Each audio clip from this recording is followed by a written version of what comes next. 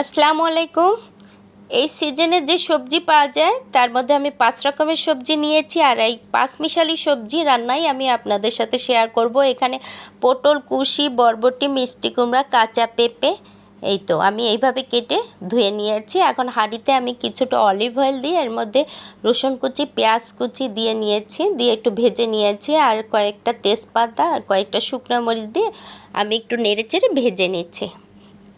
তারপরে এর মধ্যে আমি দিয়ে দিচ্ছি কালো জিরা, সামান্য একটু কালো জিরা, আর দিয়ে দিব সামান্য গোটা জিরা, দিয়ে আমি একটু নেড়েচেড়ে নিচ্ছি। তারপরে এর মধ্যে দিয়ে দিচ্ছি আমি আদা পেস্ট দেওয়ার পরে আমি একটু খুব ভালোভাবে ভেজে নিব। একটা খুব সুন্দর অ্যারোমা আসলে এর মধ্যে আমি দিয়ে দিচ্ছি গুঁড়া মশলা, হলুদ, ধনিয়া, মরিচ, জিরা আর লবণ। এখানে আমি পানি ছাড়াই কিন্তু পুরো মশলাটা কষিয়ে নিচ্ছি, আর এই সবজি রান্নায় পানি ছাড়াই আমি রান্না করব।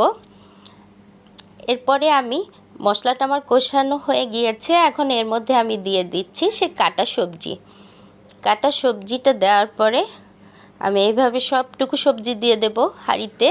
কাটা সবজি দেওয়ার পরে আমি খুব সুন্দর ভালোভাবে এটাকে নেড়েচেড়ে মিক্সড করে নেব, যাতে সমস্ত সবজিগুলা মশলার সাথে মিশে। এভাবে নেড়েচেড়ে একটু কষানোর পরে আমি এটাকে আমার চুলার ফ্লেমটা মিডিয়াম আঁচে আছে, প্রথমে হাই হিটে রেখে দিব আমি 5 মিনিট। তারপরে 5 মিনিট পরে আমি চুলার ফ্লেমটা হাই হিটে রাখবো। আমার সবজিটা রান্না শেষ, সিদ্ধ হয়ে গিয়েছে। এখন আমি কয়েকটা কাঁচামরিচ দিয়ে দিলাম।